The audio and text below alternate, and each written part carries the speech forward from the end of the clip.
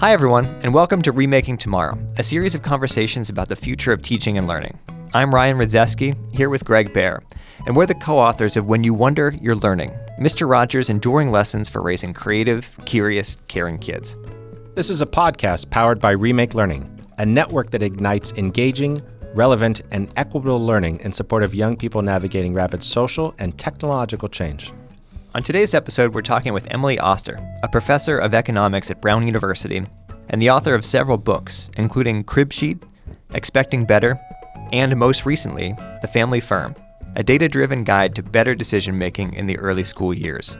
She also writes Parent Data, a popular Substack newsletter about pregnancy, parenting, and more. Time magazine ranked her among the world's 100 most influential people in 2022. Emily, welcome to Remaking Tomorrow. Thank you so much for having me. Emily, so I first heard your name in October 2020 when you published an article in The Atlantic arguing that according to the data you'd collected, schools maybe weren't the COVID-19 super spreaders that so many of us feared that they would be, and that perhaps the cost of prolonged school closures may, in some cases, have outweighed the risk of the virus. And at first, Emily, the online blowback to that was pretty intense. Were you nervous about publishing that piece?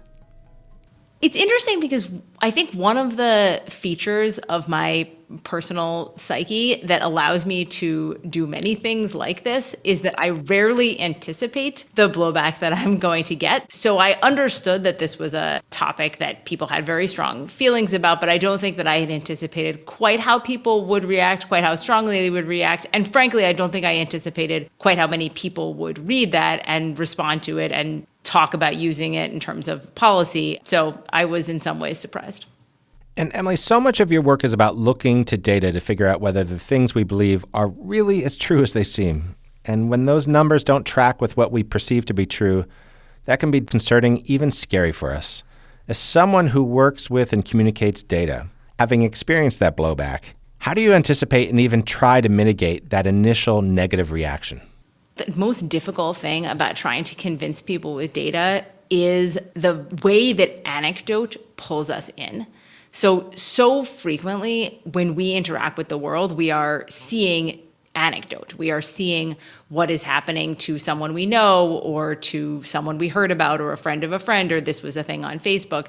And that's really salient. And so when you try to convince people with data, a lot of times what you're saying is, well, yeah, that's a salient anecdote, but actually, if you step back to all of the pieces of data, the things you're not hearing about, you see a different picture. And the schools was an example of that, where when you looked at the media coverage of what was happening with COVID in schools, you would get a story about, here's a school that had a COVID case, or here's a school where they had to close because of a concern about exposure, or here's a school even that had a few COVID cases. What I was trying to do with data was say, well, now I've looked at many schools, and in fact, the overall pattern is not what you might think from this available anecdote. That's really hard because it's not the way most of us are used to interacting with facts. Was there a moment in your own life when this first happened to you, when the data conflicted with the anecdotes you were seeing, a moment maybe when data surprised you or shocked you or made you think differently about the world?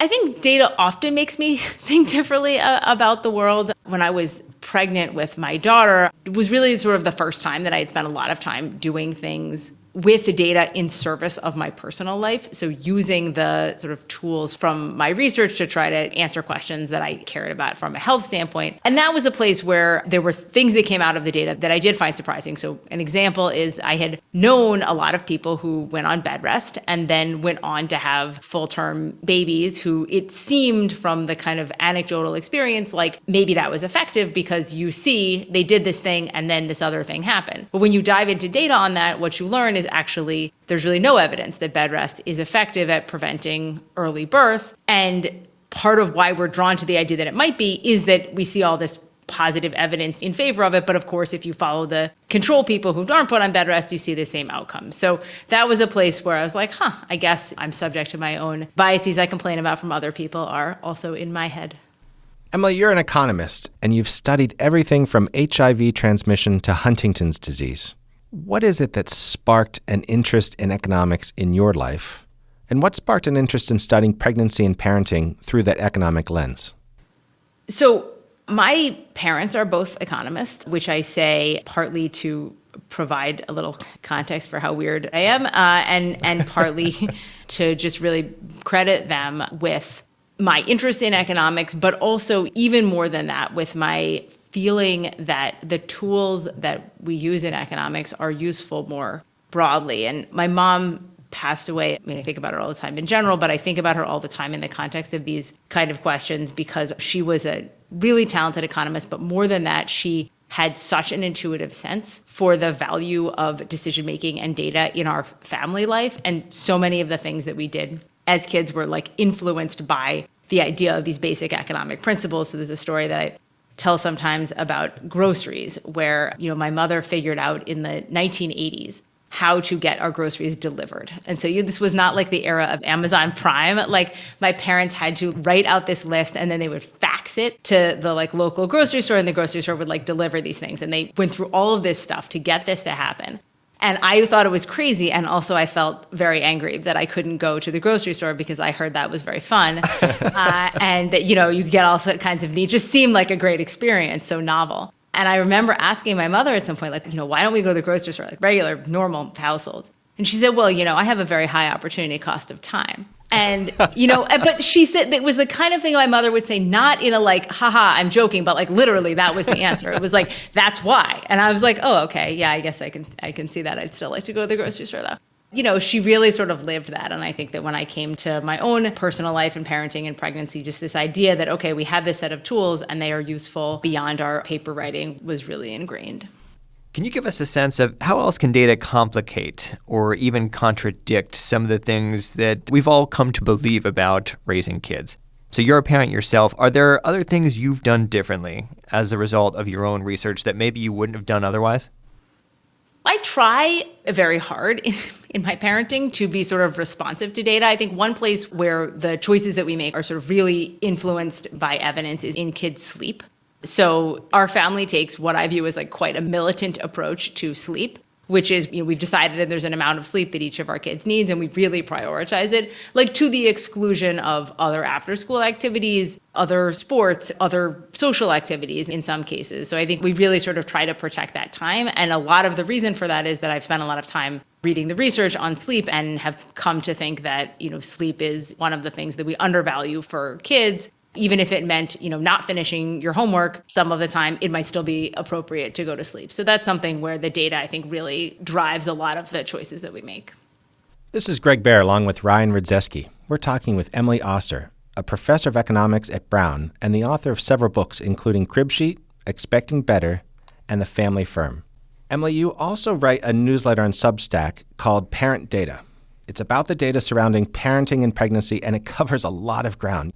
You've written posts on everything from wildfires and pregnancy to vaccines and car seats. It's hugely popular, one of the most read newsletters on the entire Substack site. Why do you think there's such a craving for this among parents? My sense is that parents want to do it right.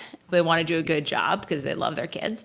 And it is increasingly the case in modern society, I think, that we both have kind of an interest in using data to make choices, but also a lot of anxiety around parenting. And I think part of what appeals to the people who read both my books, but then to a large extent the Substack newsletter, is that I think the tone is a combination of here's some data you can use to make your decisions better, but also try not to think about it so much. That actually, like a lot of the choices that we make in parenting, or a lot of the situations we face in parenting, there are many good choices, and the data can help you make those choices. But it isn't the case that if you don't teach your kid to read when they're 3, that you're doing it wrong and sending them to a kind of low outcome in some unspecified way. So that kind of anxiety dialing down has become one of the hallmarks of parent data. And it's partly why I think it was appealing to a lot of people during COVID when I grew this following quite a lot.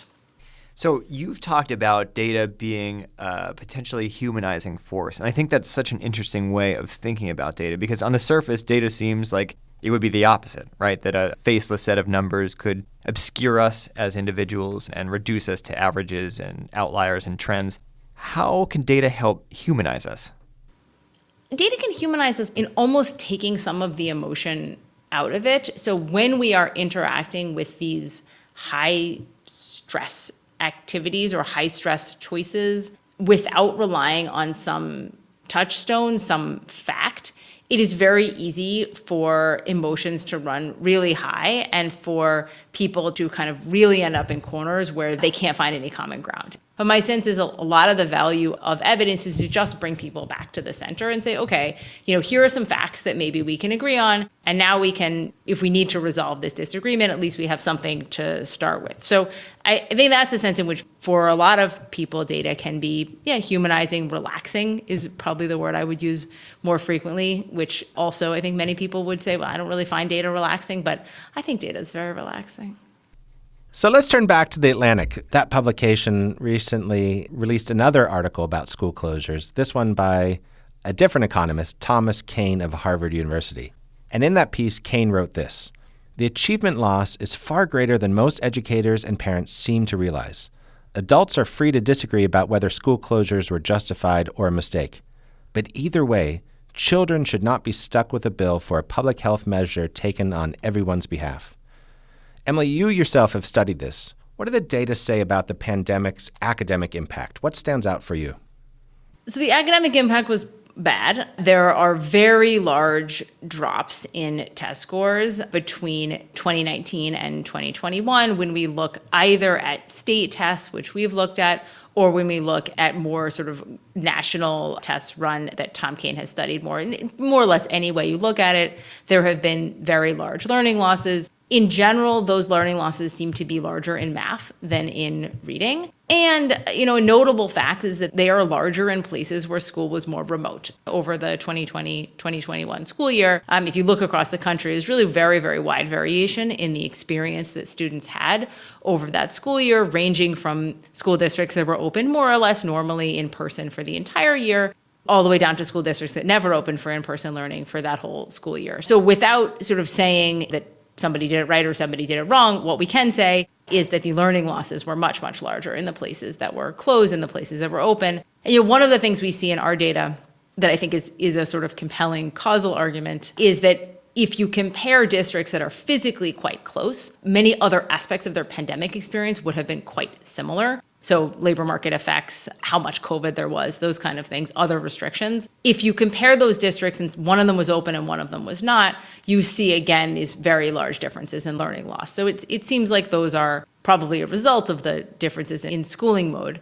An additional fact that I think is worth noting when we talk about this is there are enormous equity impacts here. So it is both the case that students of color, Black students in particular, were less likely to have access to in-person schooling, and also the case that the learning losses associated with that lack of access to in-person schooling are larger for students of color. So there's almost a sort of double negative there, that they're less likely to be in person and more likely to have losses associated with not being in person. So those are equity issues I think we'll be grappling with for many years. Emily, there's concern among educators and among families that in our efforts to help kids recover from losses of such a magnitude, that we might overemphasize testing and the drilling of facts and all these things that kids tend not to like about school at the expense of all these other things that we know are just as important.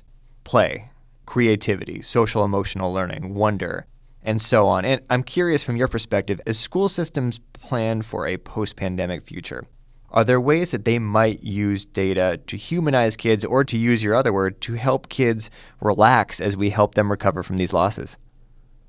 It's an interesting question, and I think in general, school districts vary in their comfort using data. There are data resources that I think can help guide how we do this recovery. So to give you an example, Zern, which is a nonprofit that does math education in a lot of schools, has sort of thought about studying, okay, well, how do we help kids catch up given that they're behind in a way that is kind of not punitive and that doesn't feel like we're just drilling and drilling and drilling more things. And one of the things that they uncovered through data and doing their research is that, in fact, kids seem to move forward more quickly or learn better if you just kind of move them forward and then try to backfill the information that they missed, rather than, say, making fifth graders repeat fourth grade math, which has negative emotional consequences potentially, but also it's just not as good for learning. But I think sort of stepping back, the broader point you make is one that's really central to these discussions, which is it's easy to measure test scores. It's easy to say, okay, this is the share of kids who are proficient, and now this is the share of the kids who are proficient.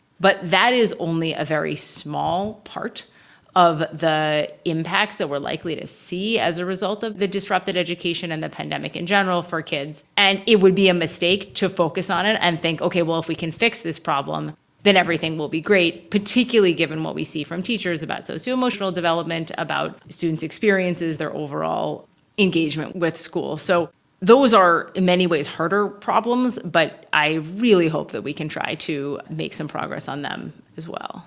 How can people find out more about the work you're doing? So the easiest place to find me is Parent Data on Substack. That's where I write my newsletters, but also where you can find my books and other things. So it's emilyoster.substack.com or just Parent Data. You can search it. Emily, before we go, just one more question. What's one thing that parents and educators can do today to make tomorrow a more promising place for every learner? Recognizing diversity across learning seems like the key to me, that especially as we come into this era where people had different experiences during the pandemic and where kids had different experiences at home, just recognizing that different kids are going to need different things and that the school systems and parents are going to need to figure out how to adapt to that. I think seeing that that's something we need to deal with is probably a big piece of trying to solve it. Thanks again to Emily Oster, a professor of economics at Brown and the author of several books, including Crib Sheet, Expecting Better, and The Family Firm, a data-driven guide to better decision-making in the early school years. Remaking Tomorrow is powered by Remake Learning. Learn more at remakelearning.org.